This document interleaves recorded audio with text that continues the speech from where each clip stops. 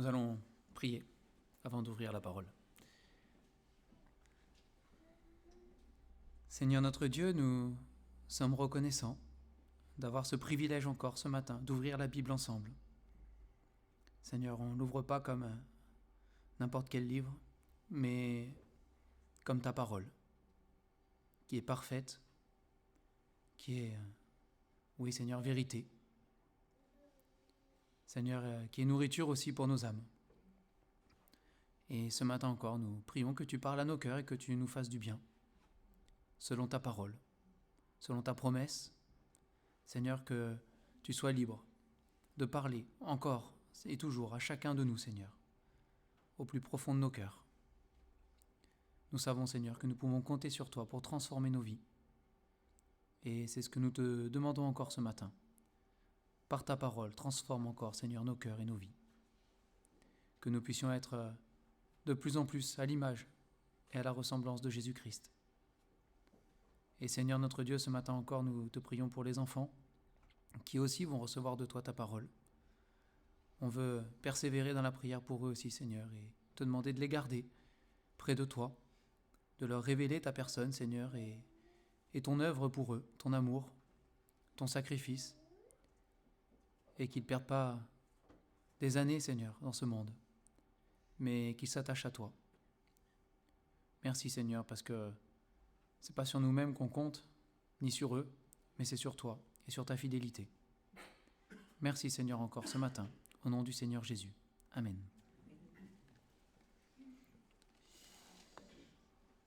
Alors ce matin, on va aller dans l'Apocalypse au chapitre 14. Alors ceux qui étaient là mardi à l'étude biblique, vous allez reconnaître le passage puisque c'est le même. Une partie seulement. Une partie seulement. Mais j'avais à cœur ce matin de vous partager ça. Apocalypse 14. Et on va lire simplement, nous, 2 versets ce matin, les versets 6 et 7. Apocalypse 14, versets 6 et 7. Et avant de les lire, je vous rappelle que nous sommes ici dans un contexte de fin des temps, un contexte difficile pour l'humanité. Tout autour dans l'Apocalypse, il nous est révélé qu'il viendra un temps sur la terre, un temps difficile, un temps où le mal va régner, vraiment. Alors déjà, on a l'impression que le mal règne, mais la Bible nous révèle dans l'Apocalypse que ce n'est que le commencement des choses et qu'un jour le mal régnera bien plus que cela. Même si déjà, il y a des choses qui nous font dire que, bon, voilà. Mais le mal régnera. Et la Bible nous parle d'un personnage qui s'appelle l'Antéchrist, qui dominera le monde et il sera à la solde et à la coupe de Satan entièrement. Et les hommes entiers, l'humanité entière, alors il y a toujours des petites exceptions, bien sûr, on voit qu'il y en a qui se convertiront, on voit qu'il y en a qui... Mais dans sa globalité et dans sa généralité, les hommes le suivront. Les hommes l'adoreront, les hommes l'aimeront, et les hommes verront en lui un sauveur. Quelque part, c'est l'homme parfait selon le cœur de l'homme, pas selon le cœur de Dieu, mais ce sera pour les hommes l'homme parfait selon le cœur de l'homme. Ce sera l'homme fort, ce sera l'homme qui triomphe, ce sera l'homme puissant, ce sera l'homme intelligent, ce sera l'homme qui aura toutes les solutions, ce sera l'homme merveilleux. Et c'est ainsi que l'humanité va suivre cet homme. Et ce sera, pour ceux qui à ce moment-là seront là et qui voudront marcher selon ce que dit la parole de Dieu, ce sera un monde de ténèbres dans lequel ils vivront. Et un monde difficile. Alors bien évidemment, on l'a vu mardi, les ténèbres ne régneront pas toujours sur la terre, n'est-ce pas? Et la lumière se lèvera. Et Christ, c'est l'étoile du matin, c'est celui qui se lève et c'est celui qui triomphera de toutes choses. Et dans cette période-là, il se passe plein de choses. On ne va pas revenir sur toute l'étude biblique de l'Apocalypse qu'on est en train de faire, mais il se passe plein de choses. Il se passe plein de choses sur la terre. Il se passe plein de choses aussi dans le ciel. Et on jongle dans l'Apocalypse entre ce qui se passe sur terre, et qui n'est pas très encourageant, on va dire, de manière générale, hein, et puis ce qui se passe au ciel avec des scènes glorieuses parfois. Et là, nous avons, dans les visions que l'apôtre Jean a, on va prendre juste ces 2 versets ici, nous avons ceci. Jean voici ce qu'il voit. Donc, Apocalypse 14, 6 et 7. « Je vis un autre ange qui volait au milieu du ciel. Il avait un évangile éternel pour l'annoncer aux habitants de la terre, à toute nation, à toute tribu, à toute langue, à tout peuple. Il disait d'une voix forte, « Craignez Dieu et donnez-lui gloire, car l'heure de son jugement est venue, et adorez celui qui a fait le ciel, la terre, la mer et les sources d'eau. » Et donc il y aura, dans cette période de ténèbres, il y aura un ange qui annoncera à toute la terre, à toute la création, hein, puisque c'est précisé à la fin du verset 6, hein, aux habitants de la terre, à toute nation, toute tribu, etc. Donc, il n'y a pas d'exception. Hein. Il y a un ange qui passera et qui annoncera à tous. Tout le monde sera au courant là. Hein. Il y a pas de... Tout le monde entendra, c'est ce que nous dit le passage. Hein. Ils entendront un évangile éternel, il nous est dit ici. Hein. Alors mardi, on a vu, et je ne vais pas revenir dessus là, mais que voilà, les qualificatifs de l'évangile, il y a l'évangile éternel, il y a l'évangile de la grâce de Dieu, il y a l'évangile de Jésus-Christ. Voilà, l'évangile est qualifié des fois de plusieurs choses dans la Bible. Je vous encourage à chercher par vous-même, hein, ou à demander à ceux qui étaient là mardi, qui ont bien tout retenu, je pense. Voilà, toute la liste. Mais c'est intéressant de creuser ça, mais on ne va pas creuser ça ce matin. Ici, il est dit un évangile éternel. D'accord ? Éternel. Qui est à jamais. Et il n'y en a qu'un. Même s'il a plusieurs qualificatifs, hein, qu'on peut trouver dans la parole de Dieu, caractéristiques, c'est le même évangile. Il n'y en a qu'un. L'apôtre Paul aux Galates, il leur dit, je m'étonne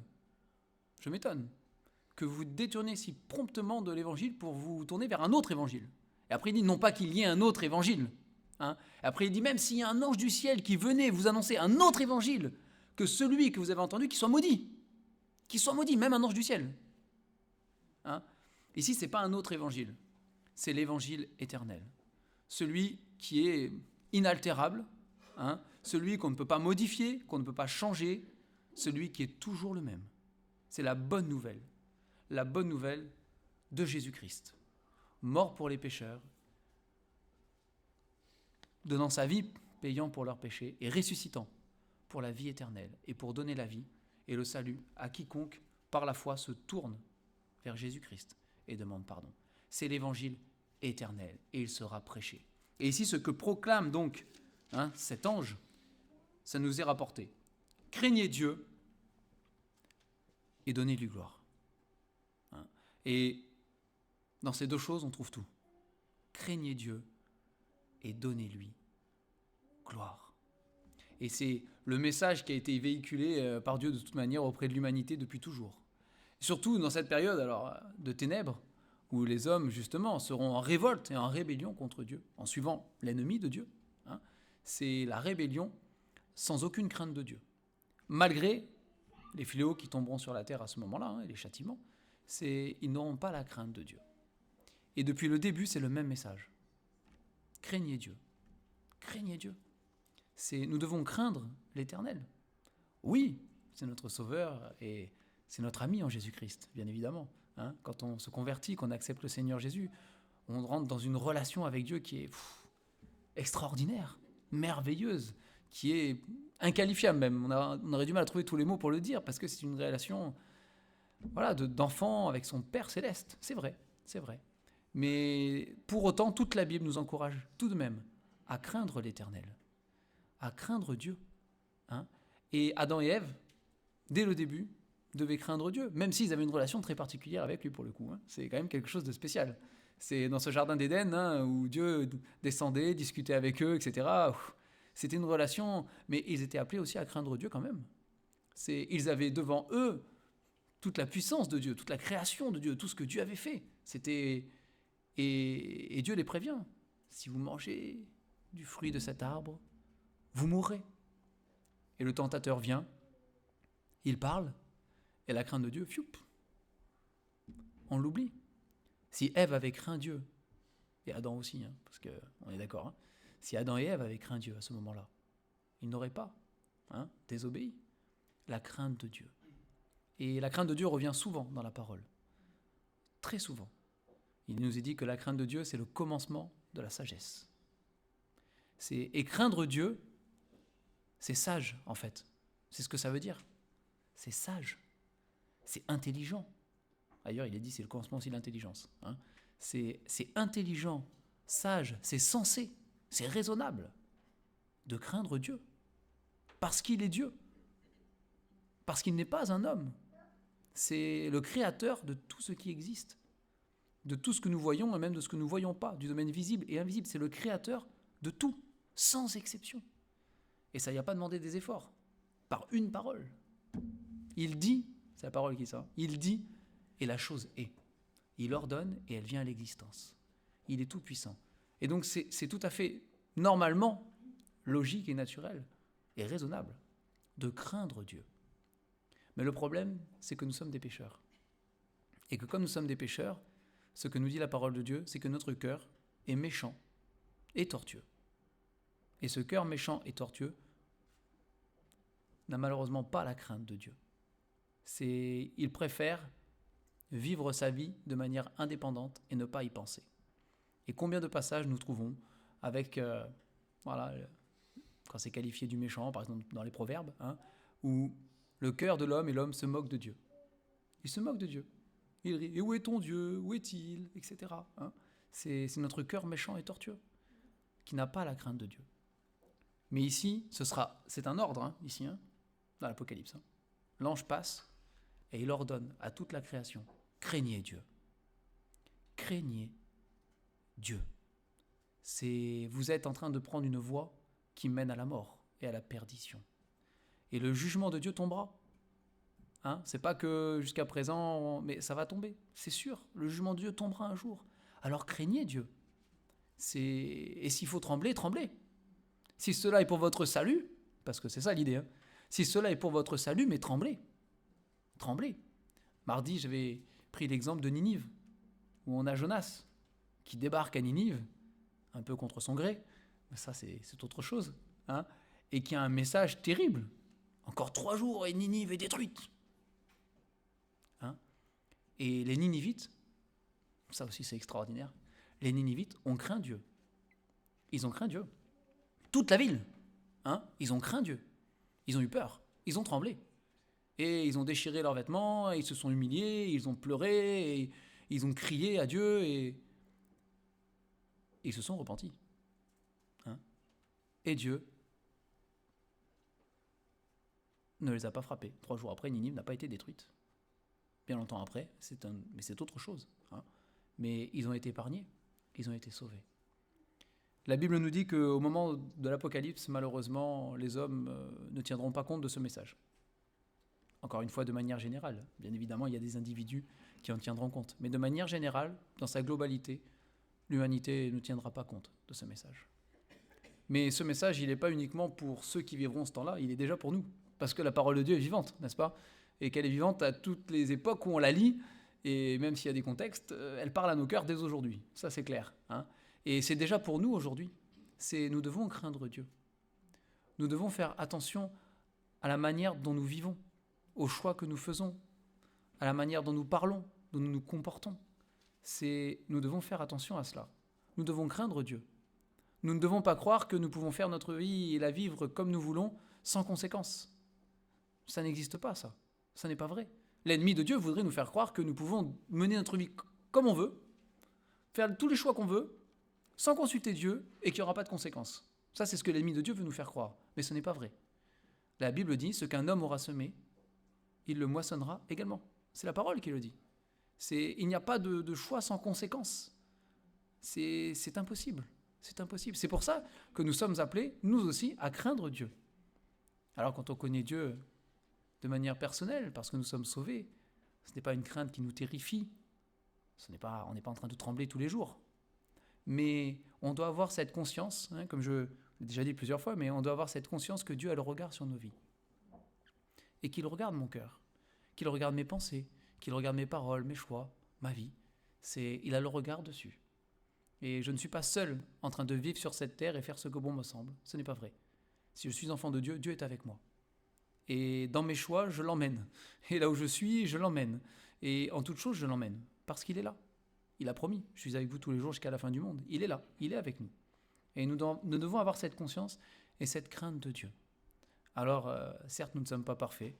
Et il y a des moments où on prend les choses en main dans notre vie et on agit sans Dieu. C'est sûr.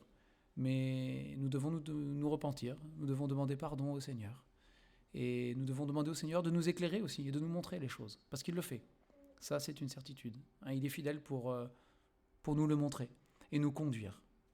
Parce que le but de tout cela, c'est la suite, c'est de lui donner gloire. C'est pas craindre Dieu pour être par terre et anéanti et tout petit, c'est pour lui donner gloire. Parce que quand nous vivons notre vie avec la crainte de Dieu et que nous choisissons de faire telle chose, ou d'aller dans telle direction ou telle direction, parce que nous avons la crainte de Dieu, ce qui en résulte à la fin, la conséquence, c'est que nous glorifions Dieu. Nous lui donnons gloire. Et ce n'est pas la gloire du monde, ce n'est pas la gloire de l'homme, ce n'est pas à nous-mêmes que nous donnons gloire dans ces moments-là. C'est peut-être ça qui nous embête le plus d'ailleurs, on aimerait qu'on ait un peu de gloire pour nous-mêmes. C'est forcément, mais vous connaissez ce verset qui dit « Non pas à nous éternel, mais à ton nom seul donne gloire ». Ça nous dérange un peu, on aimerait avoir un petit peu quand même de gloire pour nous, mais non, quand on marche avec la crainte de Dieu, la gloire revient à Dieu. Dans un monde, alors à ce moment-là, certes, ce sera encore plus, mais même déjà aujourd'hui, dans un monde qui cherche la gloire de l'homme et qui va à l'encontre de la gloire de Dieu. Mais d'autant plus, si nous faisons nous nos choix, non pas selon le monde et selon la gloire de l'homme, mais selon la crainte de l'Éternel, d'autant plus nous pourrons briller, comme c'est écrit, briller comme des flambeaux dans le monde et donner gloire à Dieu. C'est ici, à ce moment-là, les hommes donneront gloire à l'Antéchrist. C'est l'homme parfait, selon leur cœur. Ils donneront gloire à cet homme. Ils adoreront cet homme. Prenons garde. L'Antéchrist, tel qu'il est, n'est pas encore manifesté. Mais nous sommes parfois notre propre Dieu. Nous sommes dans notre fierté, dans notre orgueil, dans ce que nous sommes. Nous nous glorifions nous-mêmes. Et nous aimons cela. Notre cœur aime cela. Notre cœur pécheur, il aime être glorifié, être élevé. C'est naturel. Mais ce n'est pas ce que le Seigneur veut. C'est toute la gloire pour Dieu. Et ce n'est pas évident, ce n'est pas simple. Mais justement, ça commence par craindre l'Éternel. Si on ne le craint pas, si nous n'avons aucune crainte de Dieu, notre vie ne sera pas menée par le Seigneur, mais par nous-mêmes. Et ici, donner gloire à Dieu. Et je pense, parce que la Bible nous donne un aperçu de la foule, de ceux qui, pendant cette période terrible où l'Antéchrist va régner, seront restés fidèles à la parole de Dieu. Enfin, resteront, parce que du coup, pour le coup, c'est dans le futur. Mais resteront fidèles à la parole de Dieu. Il est dit qu'il y a une foule innombrable que personne ne peut compter et qui sont issus de cette période de la tribulation terrible. Et à quel point ils ont pu donner gloire à Dieu dans un monde, mais tellement à l'opposé de Dieu. Et il y en a qui tiendront bon, qui seront des témoins fidèles et qui seront là pour donner gloire à Dieu. Dans un monde qui les persécutera et qui les mettra à mort, pour le coup. Ils tiendront bon. Alors, c'est vrai aussi aujourd'hui déjà, dans certains pays où nos frères et sœurs sont persécutés pour leur foi. Nous n'imaginons pas ce qu'ils subissent, parce que nous ne subissons pas ces choses-là. Mais nous avons des frères et sœurs qui, aujourd'hui, craignent Dieu et lui donnent gloire dans un monde où ils sont totalement rejetés et persécutés. Et ce sont déjà des exemples pour nous, à nous encourager, à nous, qui n'avons pas... En tout cas, il y a d'autres formes de persécution, on est bien d'accord. Mais peut-être pas ces persécutions-là non plus. Eh bien, nous avons une certaine liberté quand même. Et ne la gâchons pas. Ne la gâchons pas et donnons gloire à Dieu. Donnons gloire à Dieu. Et non seulement donner gloire, mais à la fin du verset 7, il dit « Et adorez celui qui a fait le ciel, la terre, la mer et les sources d'eau. » Il n'y a pas d'ambiguïté possible, on sait de qui on parle. Il n'y en a qu'un. Il n'y en a qu'un qui est le créateur. Il y a l'imitateur, il y a Satan. C'est celui qui essaye d'imiter les choses de Dieu. Avec un esprit mauvais et de la corruption. Mais c'est un imitateur. Mais il n'y a qu'un seul original. Il n'y a qu'un seul vrai. Il n'y en a qu'un, c'est Dieu. C'est ce que Paul disait aux Athéniens, déjà. Hein. C'est le Dieu qui a fait la mer, la terre et tout ce qui s'y trouve, n'est pas contenu dans des statues faits de main d'homme. Il n'habite pas dans des maisons construites par les hommes. Il est le Créateur. Il est au-dessus de tout ce que l'être humain peut penser, imaginer, inventer, fabriquer ou je ne sais quoi. C'est le Dieu tout-puissant. C'est le Dieu qui est esprit. C'est le Dieu créateur. Il est au-dessus. Et il n'y en a qu'un à adorer. C'est celui-là. Ce n'est pas un homme. Ce n'est pas même l'homme qui apporte les solutions à tout le monde. Non, ce n'est pas un homme. C'est Dieu. Et nous lui devons l'adoration. Parce qu'il est le Créateur. Et nous oublions bien souvent que si nous sommes vivants, si nous existons, c'est uniquement parce que Dieu nous a créés. C'est pas une autre raison. Ce ne sont pas des raisons biologiques, scientifiques ou je ne sais quoi. Ça, ok, on peut expliquer des choses et il y a des choses fascinantes et intéressantes, pourquoi pas. Mais ça n'est pas la vraie raison. C'est si nous existons, vous et moi, et si nous sommes là ce matin, c'est parce que Dieu l'a voulu. Ça, la Bible est claire. Il n'y a pas d'autre explication. C'est Dieu qui l'a voulu. C'est Dieu qui nous a créés tels que nous sommes. C'est lui. Et rien que pour ça, on devrait déjà l'adorer et lui rendre gloire. Parce qu'il est notre Créateur. Et c'est pas rien. C'est pas rien. C'est grand. C'est très grand.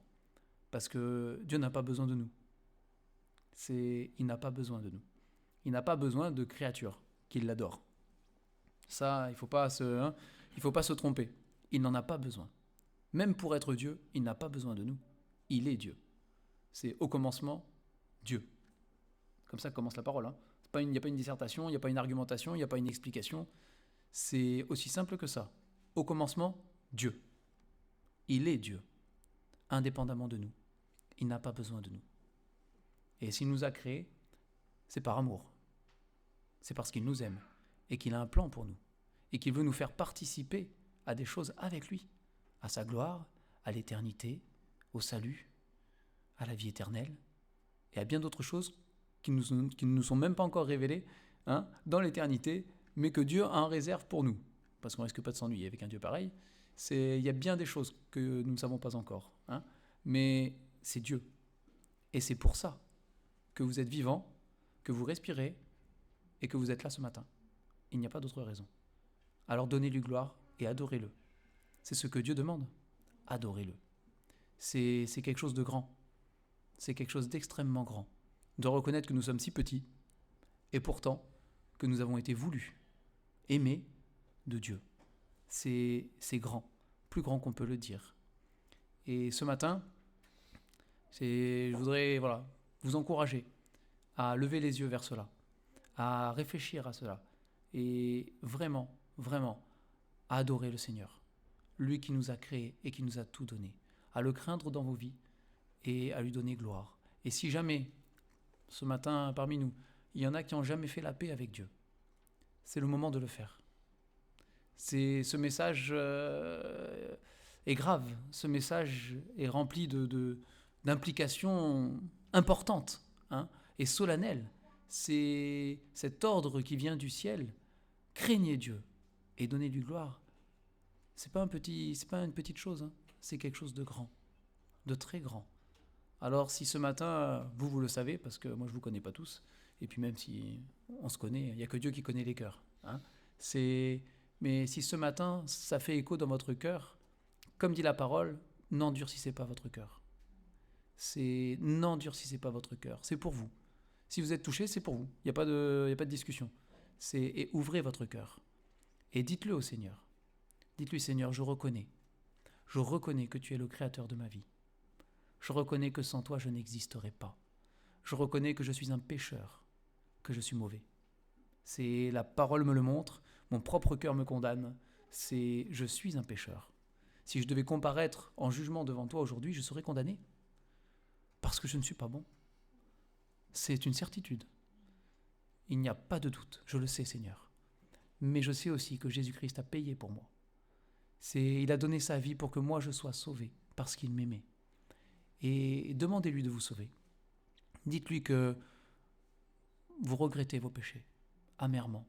Demandez-lui pardon et placez toute votre confiance dans ce que le Seigneur Jésus a fait à la croix. Il a payé pour vos péchés. Il l'a fait.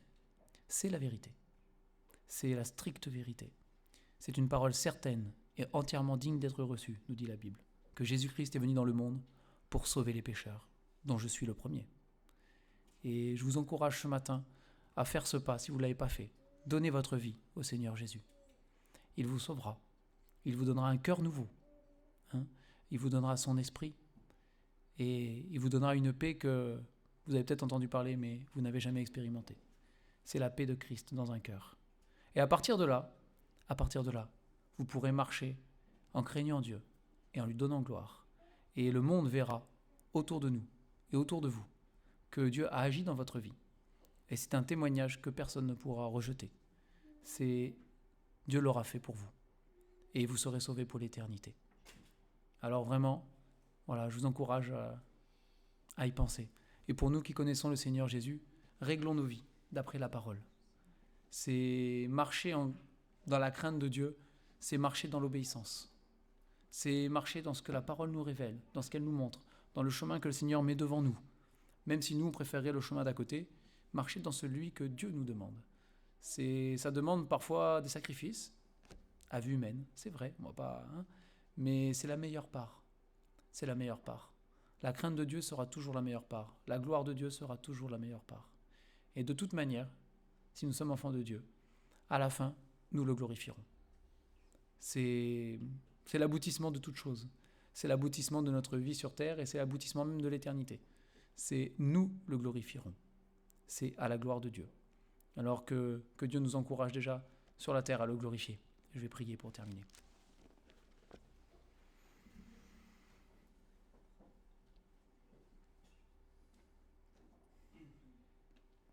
Seigneur notre Dieu, nous voulons encore ce matin reconnaître et proclamer que tu es le Créateur et le Sauveur et que tu es le seul, qu'il n'y en a pas d'autre que toi. Merci Seigneur parce que nous pouvons compter sur toi pour parler à nos cœurs et pour produire en nous le vouloir et le faire parce que nous sommes petits, faibles et pécheurs. Merci parce que nous pouvons compter sur toi, Seigneur, et avoir ton secours dans nos vies. Seigneur, nous voulons encore ce matin te donner gloire. Nous voulons t'adorer parce que tu en es digne, Seigneur. Et nous voulons reconnaître que personne d'autre n'est digne de recevoir notre culte, notre adoration et toute la gloire. Parce que, Seigneur, il n'y a aucun autre nom qui ait été donné parmi les hommes que celui de Jésus-Christ, par lequel nous sommes sauvés.